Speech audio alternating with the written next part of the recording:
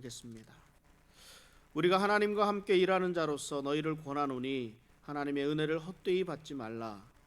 이르시되 내가 은혜 베풀 때에 너에게 듣고 구원의 날에 너를 도왔다 하셨으니 보라 지금은 은혜 받을 만한 때요 보라 지금은 구원의 날이로다.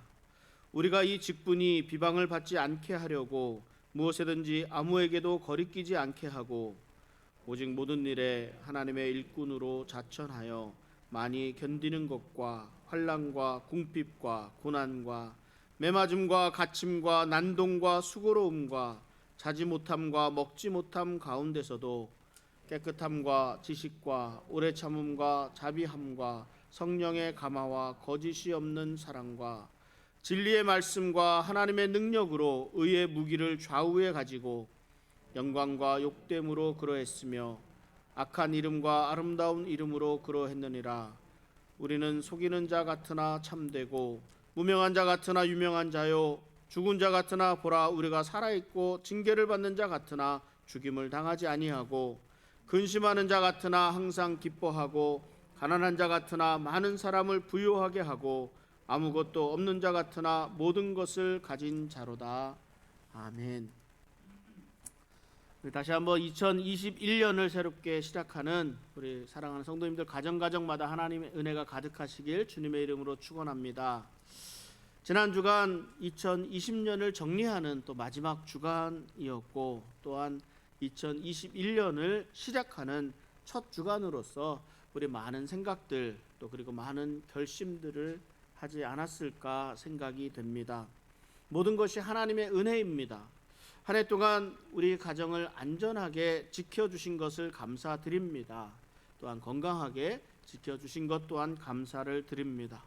우리들 가정에 일어난 일들을 다 돌아보니까 모두가 하나님의 은혜입니다. 힘들게 교회 건축을 마무리하고 또 아름다운 새 성전에서 예배를 드릴 수 있어서 감사를 드립니다. 이 또한 하나님의 은혜입니다.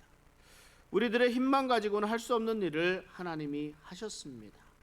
그렇게 교회 건물을 찾으려고 했고 렌트할 수 있는 곳을 찾으려 했지만 찾을 수 없었는데 하나님께서 이 좋은 건물을 허락해 주셔서 이렇듯 아름다운 성전으로 바꾸어 주셨습니다. 다시 한번 깨닫는 것은 우리에게 주어진 일, 우리의 필요, 우리의 사명들을 이루는 일은 세상이 생각하는 것과는 근본적으로 다르다는 것을 깨닫게 됩니다. 세상에서는 무엇인가를 이루기 위해서 자본이 필요합니다. 또 지식이 필요합니다. 또 경험도 있어야 합니다. 노력도 있어야 합니다. 이 모든 것을 다 가지고 있어도 성공하기가 참 어렵습니다. 그런데 주님의 일을 하는 사람들을 보니까 가진 것도 없습니다. 알고 있는 지식도 없습니다. 경험도 없습니다. 그런데 일이 이루어집니다. 이게 놀라운 일 아니겠습니까? 하나님의 은혜입니다. 지금까지 인도해 주신 하나님의 은혜, 내 자신을 위해서, 우리들 가정을 위해서, 우리 교회를 위해서 인도해 주신 하나님의 은혜를 생각할 때마다 얼마나 감사한 일인지 모릅니다. 하나님의 은혜 아니면 지금의 내가, 지금의 우리 가정이, 우리 교회가 있을 수 없었을 것입니다. 은혜 아니면 살아갈 수 없는 존재가 우리들입니다. 그런데 사도 바울은 이 은혜를 헛되이 받지 말라 말씀합니다. 오늘 본문 6장 고린도후서 6장 1절을 다시 한번 읽어봅니다. 우리가 하나님과 함께 일하는 자로서 너희를 권하노니 하나님의 은혜를 헛되이 받지 말라. 이 도대체 은혜를 헛되이 받지 말라는 말이 무슨 말입니까? 여러분, 은혜도 모르는 사람이라는 말 들어보지 않았습니까? 무엇인가 도움을 받고 사랑을 받았으면 그 받은 만큼 잘 살아야 되는데 그렇지 못하고 오히려 배반하고 대적하는 사람들에게 뭐라 그럽니까? 이 은혜도 모르는 사람아. 오늘 우리가 이 은혜도 모르는 사람은 아닌지 좀 생각을 해봐야 할 것 같습니다. 우리들의 입으로는 모두가 다 하나님의 은혜입니다 고백하면서도 우리들의 삶은 그만큼 변화가 없습니다. 모든 것이 하나님의 은혜인 줄 알고 있으면 그 은혜에 감사하고 더욱더 하나님께 나아가야 할 것인데, 하나님의 말씀에 순종해야 할 것인데 정작 우리들의 삶은 여전히 세상의 성공을 향해 있습니다. 여전히 세상의 편안함만을 향해 있지는 않았는가 우리 생각을 해 보아야 합니다. 이사야 선지자는 이사야서 55장 6절에서 이렇게 말씀합니다. 너희는 여호와를 만날 만한 때에 찾으라. 가까이 계실 때에 그를 부르라. 우리가 하나님의 은혜를 받고 하나님의 인도하심을 체험하였다면 하나님에게로의 삶을 가져와야 합니다. 삶의 변화가 있어야 합니다. 하나님에게로 하나님을 찾고 하나님을 불러야 합니다. 그런데 이어서 55장 7절을 보니까 악인은 그의 길을, 불의한 자는 그의 생각을 버리고 여호와께로 돌아오라. 그리하면 그가 긍휼히 여기시리라. 우리 하나님께로 돌아오라. 그가 너그럽게 용서하시리라. 우리가 은혜의 사람이 되었다면 이제 은혜 받은 사람으로 살아갈 수 있어야 합니다. 하나님은 우리에게 여호와께로 돌아오라, 우리 하나님께 돌아오라고 말씀하십니다. 우리가 하나님께로 돌이키는데 용기가 필요하고 결단이 필요합니다. 지금까지 말로는 은혜 받았다고 하면서도 은혜 받은 사람의 삶을 살지 못하였다면 돌아서야 합니다. 교회 중심, 하나님 중심의 삶을 살지 않고 세상 중심의 삶을 살고 있었다면 돌아서야 합니다. 그런데 우리에게 미련이 참 많이 남아 있습니다. 시간이 또한 많이 남은 줄로 생각을 합니다. 사람들은 내가 마음만 먹으면 언제든지 하나님께로 돌이킬 수 있다라고 생각을 합니다. 그러니까 어떻게 되겠습니까?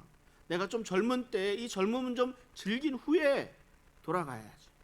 내가 돈 좀 벌어놓고 돌아가야지. 할 일이 얼마나 많은데 교회 일을 돌아볼 틈이 있을까? 하나님의 일은 우리 목사님이나 우리 사역자들이나 직분자들이 할 일이지, 이게 급한 일이 아니라고 생각하고 자신은 언제든지 돌아올 수 있을 것이라 생각을 합니다. 두 가지 경우가 있습니다. 너무 많이 가졌거나 아니면 너무 적게 가졌거나의 경우. 많이 가진 사람들은 많이 가진 것을 즐기기에도 시간이 너무 부족합니다. 하나님 일할 시간이 없습니다. 해야 할 일도 많고 지켜야 할 것들도 참 많습니다. 반대로 너무 적게 가진 사람은 다른 것을 돌아볼 여유가 없습니다. 먹고 살기에 바쁜 삶에 다른 데 신경 쓸 일이 없다는 것입니다. 그래서 좀 더 있다가 나중에 주님의 일을 하겠다고 말을 하기도 합니다. 그런데 문제는 우리의 미래를 아무도 모른다는 데 있습니다. 지금 우리가 누리고 있는 것 언제까지 누릴 수 있는지, 내가 준비할 것 다 준비해 놓고 하나님께로 돌아오겠다고 하는데 정작 당장 언제 주님 다시 오실지 아무도 모릅니다. 학개 선지자는 학개 1장 9절에서 이렇게 선포합니다. 너희가 많은 것을 바랐으나 도리어 적었고 너희가 그것을 집으로 가져갔으나 내가 불어버렸느니라. 나 만군의 여호와가 말하노라. 이것이 무슨 까닭이냐? 내 집은 황폐하였으되 너희는 각각 자기의 집을 짓기 위하여 빨랐음이라. 하나님께서 불어버리면 내게 남는 것이 없습니다. 내가 아무리 가지려고 발버둥 치고 붙들고 있어도 버틸 수가 없습니다. 하루아침에 다 가져가신다고 해도 내가 어떻게 할 수 있는 방법이 없습니다. 하나님께로 돌아설 수 있는 때가 있습니다. 회개할 때가 있습니다. 다시 한번 이사야의 말씀을 봅니다. 6절 말씀을 보는데 너희는 여호와를 만날 만한 때에 찾으라. 가까이 계실 때에 그를 부르라 말씀합니다. 우리가 하나님께로 돌이킬 수 있는 시간이 있습니다. 하나님이 아직 우리에게 기회를 주시고 있을 때, 하나님이 내 곁에 계실 때, 하나님이 가까이 계실 때 돌아서야 합니다. 우리가 주님께 돌아서서 주님께 엎드리면 주님은 언제든 우리를 받아주시고 우리의 죄를 용서해 주시고 주님 품 안에 품어 주십니다. 그런데 그럴 수 있는 때가 있다는 말입니다. 이 때를 놓치면 우리 주님 언제 그랬냐는 듯이 문 밖으로 쫓겨나가 슬피 울 수밖에 없습니다. 아무리 문을 두드려도 문이 열리지 않습니다. 지금은 은혜 받을 만한 때라고 선포합니다. 여러분, 지금이 은혜 받을 만한 때입니까? 고린도후서 6장 2절 다시 한번 보면 이르시되 내가 은혜 베풀 때에 너에게 듣고 구원의 날에 너를 도왔다 하셨으니 보라 지금은 은혜 받을 만한 때요 보라 지금은 구원의 날이로다. 지금은 은혜 받을 만한 때라고 말씀합니다. 제가 다시 한번 묻습니다. 여러분, 지금이 은혜 받을 만한 때입니까? 사실 지금은 은혜 받을 만하다고 할 만한 조건이 아무것도 없습니다. 전 세계적으로 코로나 바이러스로 인해서 수백만의 사람이 죽어가고 있습니다. 이로 인해서 일상적인 삶이 제대로 이루어지지 않고 있습니다. 경제도 무너지고 집에서 쫓겨나는 사람까지 생기게 될 수도 있는 상황입니다. 이 백신이 나왔다고는 하나 믿을 수가 없다고 말을 하기도 합니다. 무엇 하나 좋은 상황이 없습니다. 물론 이런 때에도 건강하게 지켜주신 것에 대해서 감사합니다. 다른 사람들은 다 무너지고 힘들어하는데 그럼에도 불구하고 오히려 돈을 많이 벌고 있는 사람들은 또 물질로 인해서 또 감사할 수도 있습니다. 그런데 우리가 한번 생각해 봐야 할 것이 있습니다. 우리의 감사가 건강으로 인한 감사면, 건강이 무너지면 그 감사, 그 은혜를 잊어버리게 됩니다. 우리가 돈을 많이 가지게 된 것에 대해서 기뻐하며 감사한 사람은 돈을 잃게 되면 그 기쁨도 잃어버리게 됩니다. 이런 물질이나 건강이 우리의 근본적인 감사의 조건이 되어서는 안 됩니다. 우리가 물질을 잃거나 건강을 잃으면 하나님께 원망하고, 하나님을 원망하고 불평하게 되는 이유가 여기에 있습니다. 우리의 감사는, 우리의 기쁨은 하나님이 주신 것에 대한 감사와 기쁨이어야 합니다. 하나님이 함께 하심에 대한 감사, 기쁜 일도 슬픈 일도 힘든 일일지라도 하나님이 함께 하시며 하나님의 인도하심 가운데 거한다는 그런 감사함이 우리 안에 있어야 할 것입니다. 그러므로 지금 내가 처한 상황, 이 상황에 따라 은혜를 받는 것이 아니라 이러한 때에 나와 함께 하신 하나님에게, 하나님으로 인해서 감사할 수 있게 되는 것입니다. 이것이 은혜입니다. 그래서 내가 건강하건 건강하지 않건 간에, 내가 많이 가졌던 적게 가졌던 간에, 내가 성공했건 실패했건 간에 하나님이 나를 이곳에 부르셨고 하나님이 나와 함께 하시며 하나님이 나의 길을 인도하심에 대한 감사가 있어야 합니다. 그러나 우리가 지금 하나님 앞에 있음에도 불구하고 우리에게 하나님이 내게 주신 것이 내 마음에 흡족하면 은혜를 받았다고 하고, 내 마음에 합당하지 않은 것 같다고 하면, 그렇지 않으면 은혜를 못 받았다고 합니다. 내가 받은 것의 조건에 따라서 감사가 달라집니다. 그러지 말아야 합니다. 그러지 말아야 해요. 우리는 언제나 하나님이 함께 하신다는 것, 그것만으로도 감사할 수 있어야 합니다. 지금은 은혜 받을 만한 때라는 말씀이 우리 모든 환경이 최선의 환경이라는 말이 아닙니다. 이 말씀은 이 사도 바울은 뿐만 아니라 이 고린도 교회가 환난과 핍박 가운데 처해 있을 때 받은 말씀입니다. 지금의 상황이 좋아서 하나님의 은혜를 받을 수 있다는 말이 아니라, 지금 돈을 많이 벌게 되어서 경제적으로 풍요로워졌기 때문에 은혜 받을 수 있을 것이라고 하는 말이 아니라, 내가 처한 지금 이 상황이 바로 하나님의 은혜를 깨달을 수 있어야 한다는 말씀입니다. 바로 혹시 우리들 마음에 이런 생각들을 하고 있지 않았나 생각이 됩니다. 저도 물론 똑같이 생각을 했습니다. 교회 건축을 마치고 좋은 교회, 또 좋은 위치, 또 좋은 분위기를 타고 새 성전에서 예배를 드리게 되면 이 지역의 많은 사람들이, 혹은 이 지역에 이주해 오는 많은 분들이 구름대처럼 몰려와서 교회가 부흥할 것이라고 생각했을 것입니다. 꼭 그렇지는 않다 하더라도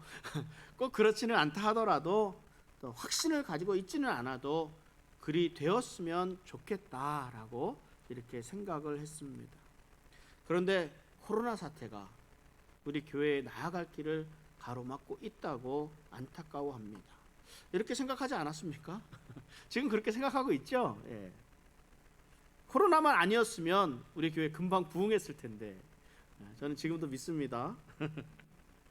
우리들은 이 교회를 허락해 주신 하나님의 은혜에 감사했습니다. 그리고 감사하고 있습니다. 도저히 할 수 없는 상황에서 허락해 주신 것에 대해 감사하고 이것이 하나님의 은혜임을 인정했습니다. 그렇다면 그 다음으로 이어지는 하나님의 인도하심에 순종하며 준비하며 하나님의 하시는 일을 기대하며 나아가야 하는데 우리의 마음은 염려와 걱정이 가득합니다. 코로나로 인한 상황이 교회의 성장에 걸림이 되고 있다고 생각할 것입니다.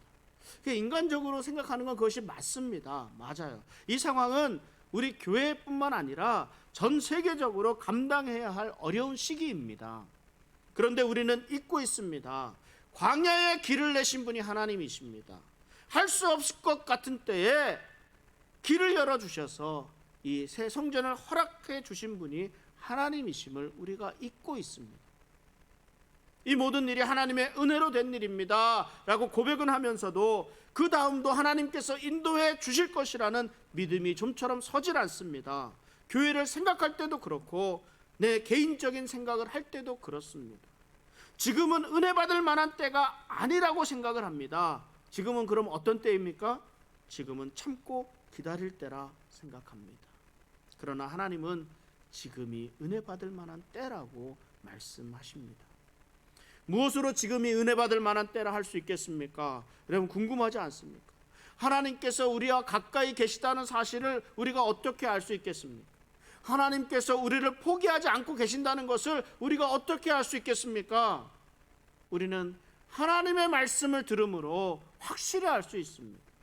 우리를 향한 하나님의 말씀이 있습니다. 지금은 고통과 고난의 시간, 어려움의 시기, 칠흑 같은 어두움이 우리를 가두어 놓고 있는 시간일 수도 있습니다. 그러나 이러한 때에 하나님의 말씀은 우리에게 더욱 큰 감동으로 다가옵니다. 믿음의 사람들은, 큰 영성을 소유한 사람들은 언제나 이런 어두움 속에서 하나님의 말씀 속에서 은혜를 받고 하나님의 음성을 듣게 됩니다. 이사야서 55장 11절에 이런 말씀이 있습니다. 내 입에서 나가는 말도 이와 같이 헛되이 내게로 되돌아오지 아니하고 나의 기뻐하는 뜻을 이루며 내가 보낸 일의 형통함이니라. 하나님의 입에서 나온 말씀은 모든 것이 헛되지 않고 하나님의 뜻을 이루신다고 말씀하고 있습니다. 우리가 은혜를 받았다고 할 때는 이 하나님의 말씀에 공감한다는 것, 이 말씀을 받아들였다는 말입니다. 공감했다는 말입니다. 내게 일어난 모든 일이 하나님의 은혜였음을 인정한다는 말입니다.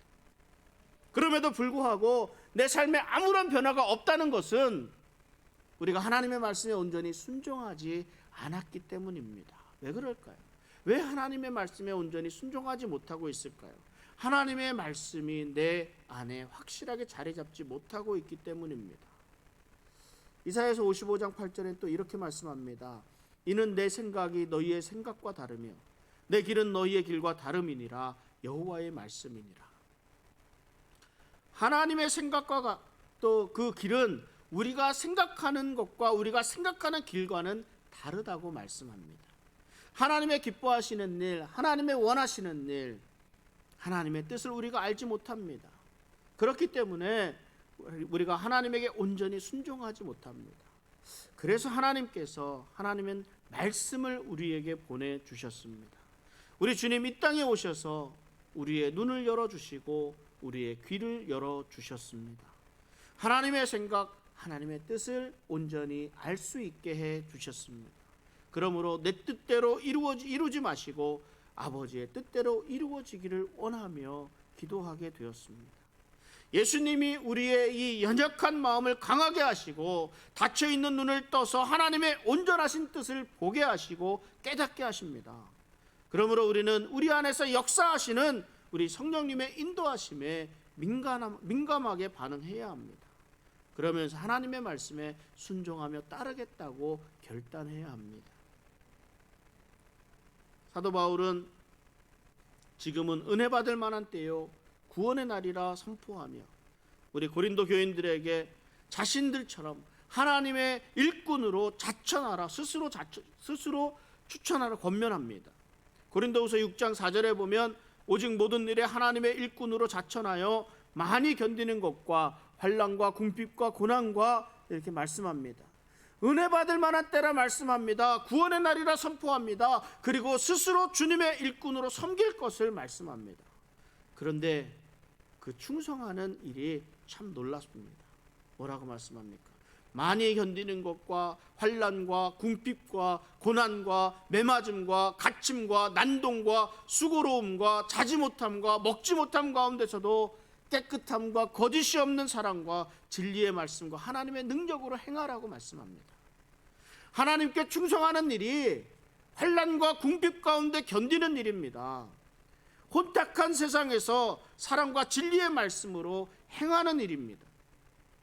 우리는 늘 보이는 세계와 보이지 않는 세계를 두고 갈등합니다. 눈에 보이는 성공과 보이지 않는 성공으로 인해서 갈등합니다. 세상이 원하는 것과 하나님이 원하는 것 사이에서 갈등합니다.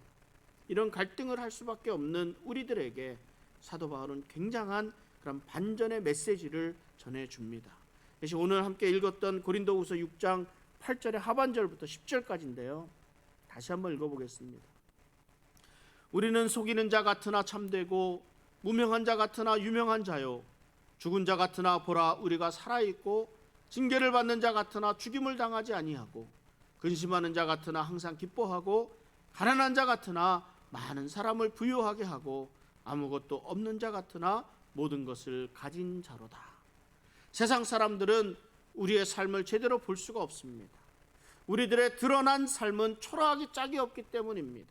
속이는 자 같습니다. 아무 이름도 없는 것 같습니다. 죽은 자 같습니다. 근심하는 자 같습니다. 가난한 자 같습니다. 아무것도 없는 것 같습니다. 그런데 우리의 실상은 무엇이라고 말씀하고 있습니까? 우리의 실상은 참된 자입니다. 유명한 자입니다.